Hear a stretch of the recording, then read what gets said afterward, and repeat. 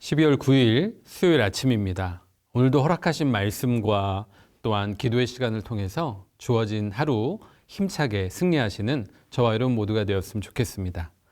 계속되어지는 코로나19 확진자로 우리 개인의 위생관리와 마스크 착용을 더욱더 철저히 했으면 좋겠습니다. 그래서 우리의 가정과 교회 공동체의 안전을 저와 여러분 모두가 함께 지켜나가기를 소망합니다. 오늘 허락하신 하나님의 말씀은 다니엘서 11장 1절로 19절까지의 말씀입니다. 다니엘서 11장 1절로 19절까지의 말씀을 제가 봉독해 드리겠습니다. 내가 또 메대 사람 다리오 원년에 일어나 그를 도와서 그를 강하게 한 일이 있었느니라. 이제 내가 참된 것을 내게 보이리라. 보라, 바사에서 또 새 왕들이 일어날 것이요 그 후에 넷째는 그들보다 심히 부요할 것이며 그가 그 부요함으로 강하여진 후에는 모든 사람을 충동하여 헬라 왕국을 칠 것이며 장차 한 능력 있는 왕이 일어나서 큰 권세로 다스리며 자기 마음대로 행하리라. 그러나 그가 강성할 때에 그의 나라가 갈라져 천하 사방에 나누일 것이나 그의 자손에게로 돌아가지도 아니할 것이요 또 자기가 주장하던 권세대로도 되지 아니하리니 이는 그 나라가 뽑혀서 그 외에 다른 사람들에게로 돌아갈 것임이라. 남방의 왕들은 강할 것이나 그 군주들 중 하나는 그보다 강하여 권세를 떨치리니 그의 권세가 심히 클 것이요 몇 해 후에 그들이 서로 단합하리니 곧 남방 왕의 딸이 북방 왕에게 가서 화친하리라. 그러나 그 공주의 힘이 쇠하고 그 왕은 서지도 못하며 권세가 없어질 뿐 아니라 그 공주와 그를 데리고 온 자와 그를 낳은 자와 그때 도와주던 자가 다 버림을 당하리라. 그러나 그 공주의 본 족속에게서 난 자 중에 한 사람이 왕위를 이어 권세를 받아 북방 왕의 군대를 치러 와서 그의 성에 들어가서 그들을 쳐서 이기고 그 신들과 부어 만든 우상들과 은과 금의 아름다운 그릇들은 다 노략하여 애굽으로 가져갈 것이요 몇 해 동안은 그가 북방 왕을 치지 아니하리라. 북방 왕이 남방 왕의 왕국으로 쳐들어갈 것이나 그의 본국으로 물러가리라. 그러나 그의 아들들이 전쟁을 준비하고 심히 많은 군대를 모아서 물이 넘침같이 나올 것이며 그가 또 와서 남방 왕의 견고한 성까지 칠 것이요 남방 왕은 크게 노하여 나와서 북방 왕과 싸울 것이라. 북방 왕이 큰 무리를 일으킬 것이나 그 무리는 그의 손에 넘겨준 바 되리라. 그가 큰 무리를 사로잡은 후에 그의 마음이 스스로 높아져서 수만 명을 엎드러뜨릴 것이나 그 세력은 더하지 못할 것이요 북방왕은 돌아가서 다시 군대를 전보다 더 많이 준비하였다가 몇 해 후에 대군과 많은 물건을 거느리고 오리라. 그때 여러 사람이 일어나서 남방왕을 칠 것이요 내 백성 중에서도 포악한 자가 스스로 높아져서 환상을 이루려 할 것이나 그들이 도리어 걸려 넘어지리라. 이에 북방왕은 와서 토성을 쌓고 견고한 성읍을 점령할 것이요 남방 군대는 그를 당할 수 없으며 또 그가 택한 군대라도 그를 당할 힘이 없을 것이므로 오직 와서 치는 자가 자기 마음대로 행하리니 그를 당할 사람이 없겠고 그는 영화로운 땅에 설 것이요 그의 손에는 멸망이 있으리라. 그가 결심하고 전국에 힘을 다하여 이르렀다가 그와 화친할 것이요 또 여자의 딸을 그에게 주어 그의 나라를 망하게 하려 할 것이나 이루지 못하리니 그에게 무익하리라. 그 후에 그가 그의 얼굴을 바닷가로 돌려 많이 점령할 것이나 한 장군이 나타나 그의 정복을 그치게 하고 그 수치를 그에게로 돌릴 것이므로 그가 드디어 그 얼굴을 돌려 자기 땅 산성들로 향할 것이나 거쳐 넘어지고 다시는 보이지 아니하리라. 아멘.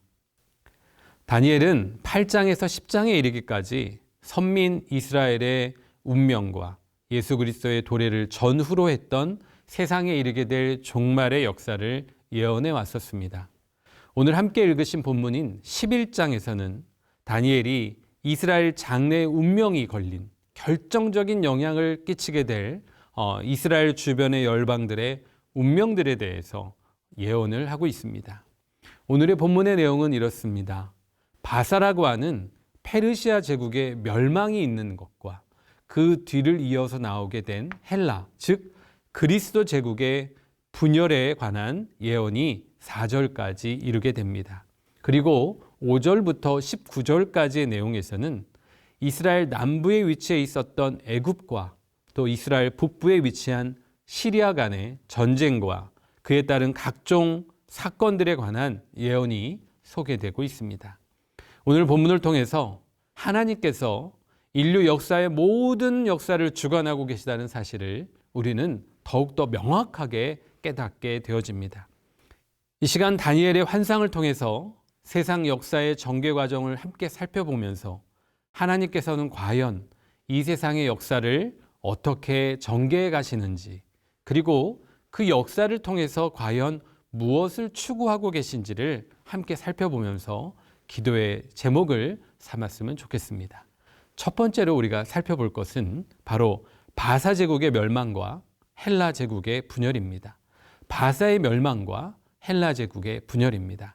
오늘의 본문 2절의 말씀을 화면에 함께 살펴보시면서 함께 합독하도록 하겠습니다. 시작.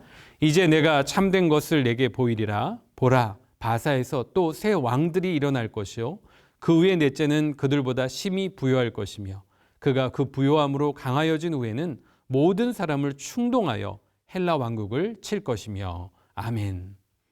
다니엘은 제일 먼저 메대와 바사 제국의 운명에 관한 계시를 받게 됩니다. 이 계시의 주체는 바로 그리스도께서 당신의 심부름꾼이시며 호위 천사장이었던 미가엘을 통해서 메대 왕이었던 다리오를 도와 그동안 교만했던 바벨론 제국을 멸망시킨 적이 있다라고 하는 말씀을 알리시게 됩니다. 오늘의 본문 1절의 말씀인데요. 우리 함께 읽어보실까요? 시작. 내가 또 메대 사람 다리오 원년에 일어나 그를 도와서 그를 강하게 한 일이 있었느니라. 아멘.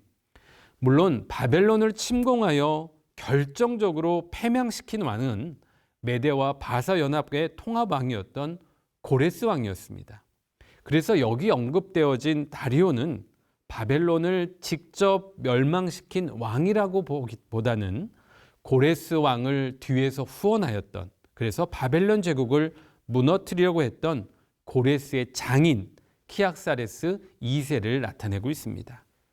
그리스도께서는 미가엘이라고 하는 천사를 통해 뒤에서 다리오를 도우셨고, 다리오가 고레스를 후원함으로써 마침내 그동안 이스라엘 주변의 모든 열방들을 정복했던 그 막강한 바벨론을 멸망시킬 수 있었던 것입니다.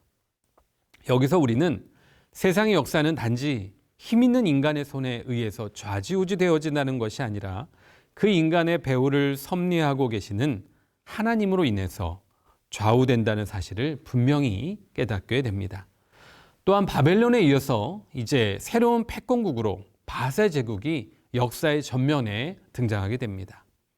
그 바사 제국에는 고레스의 뒤를 이어 새 왕이 등장하게 됩니다. 고레스의 아들인 캄비세스라고 하는 인물과 찬탈자였던 스메르디스라고 하는 인물, 그리고 마지막 대왕이라고 불렸던 다리오 왕이 등장하게 됩니다. 이어서 하나님께서는 바사를 대체할 나라 곧 헬라 제국을 역사에 또한 등장시키십니다. 막강한 권세를 지녔던 왕 알렉산더 대왕을 기억하실 것입니다. 알렉산더 대왕을 통해서 이 헬라 제국의 판도를 더 넓게 해 주셨습니다. 그러나 하나님께서는 이 알렉산더 대왕의 연한을 매우 짧게 정하시고 또 그 사후에 헬라 제국을 무려 4개의 제국으로 지역으로 분열시켜서 제국을 완전히 해체시키게 됩니다. 우리는 아무리 막강한 권세와 능력을 가지고 수많은 나라와 영토를 정복한 자라 할지라도 결국에는 하나님이 정하신 때 그 죽음으로 인한 종말을 맞이할 수밖에 없다라는 사실을 또한 깨닫게 됩니다.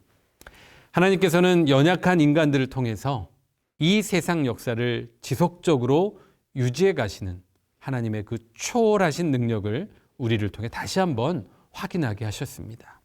저와 여러분 모두가 더욱더 하나님 앞에 자신을 낮추고 겸손하게 나아가실 수 있게 되기를 간절히 소망합니다.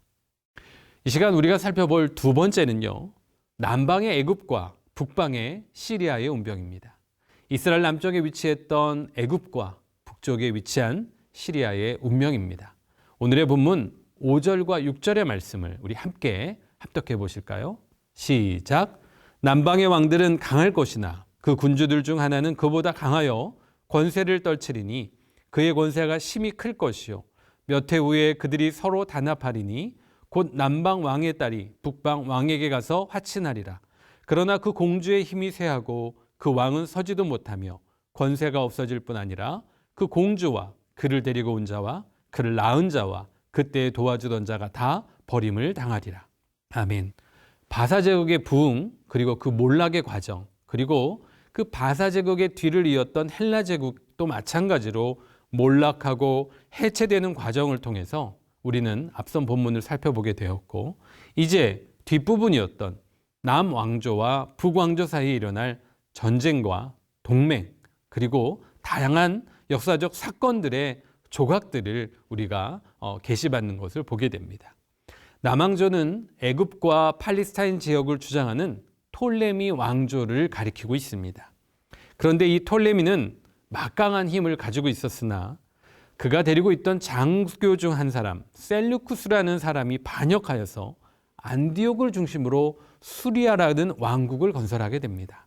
이 수리아 왕국이 바로 북왕조였던 셀루쿠스 왕조를 가리키고 있습니다. 얼마 후 남북 왕조에서는 두 명의 왕권 경쟁자가 등장하게 됩니다. 그들은 바로 톨레미 3세와 안티오쿠스 3세를 가리키고 있습니다. 오늘의 본문 10절과 12절에 자세히 설명이 되어 있는데요. 우리 오늘의 본문을 함께 합독하도록 하겠습니다. 시작. 그러나 그의 아들들이 전쟁을 준비하고 심히 많은 군대를 모아서 물이 넘침같이 나아올 것이며 그가 또 와서 남방왕이 견고한 성까지 칠 것이요 남방왕은 크게 노하여 나와서 북방왕과 싸울 것이라. 북방왕이 큰 무리를 일으킬 것이나 그 무리는 그의 손에 넘겨준 바 되리라. 그가 큰 무리를 사로잡은 후에 그의 마음이 스스로 높아져서 수만 명을 엎드러뜨릴 것이나 그 세력은 더하지 못할 것이요. 아멘.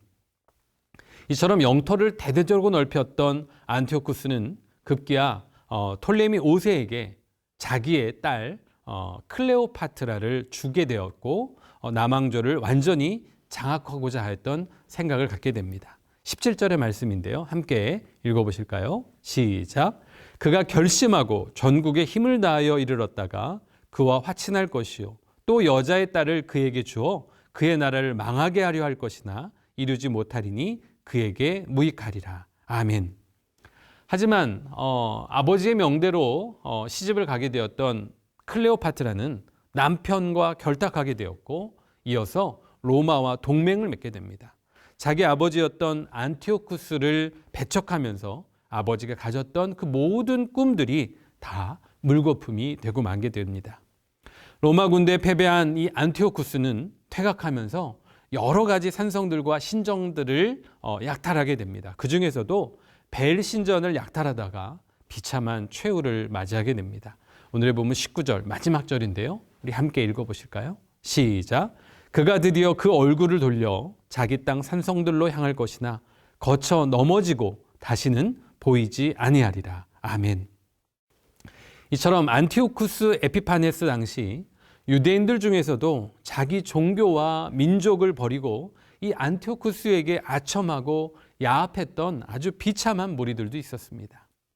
그렇게 그들은 자신의 신앙과 양심을 판 대가로 이 안티오쿠스에게 많은 권력과 영화를 보장받게 되었었습니다. 하지만 이에 반해서 유대인들 중에서도 이 안티오쿠스의 박해를 두려워하지 않고 끝까지 신앙을 사수하면서 온갖 불이익을 감수하고 심지어 순교까지 당했던 경건했던 유대인들도 많았습니다. 하나님은 바로 이와 같은 믿음의 성도들을 직접 위로하시고 자신의 격려를 아끼지 아니하시는 분이십니다. 사랑하는 성도 여러분, 우리가 순교할 때까지 신앙을 잃지 않는 자들에게 하나님이 베푸시는 큰 은혜를 우리는 보게 되었습니다. 그들을 영적으로 더욱더 순결하게 하실 것이고 그들을 보존하시고 끝까지 지켜주시리라고 하는 약속을 해주셨습니다. 저와 여러분이 더욱더 경건하게 살기를 간절히 소망합니다. 세상으로부터 온갖 박해와 수모와 불이익을 당할 수도 있습니다. 그러나 우리 믿음의 성도들은 그런 시련의 과정들을 하나님께서 알곡과 쭉정이를 골라내시고자 하는 그 연단의 과정으로 알고 끝까지 자신의 신앙과 믿음을 순결히 보존할 수 있어야 할 것입니다. 이 시간 우리가 잊지 말아야 할 단 한 가지가 있습니다. 그것은 바로 십자가 없이 우리의 영원한 면류관을 얻을 수 없다라고 하는 사실입니다. 우리가 끝까지 인내하며 십자가를 붙들고 승리의 의의 면류관을 얻게 될 수 있는 저와 여러분 모두가 되시기를 주님의 이름으로 축원합니다.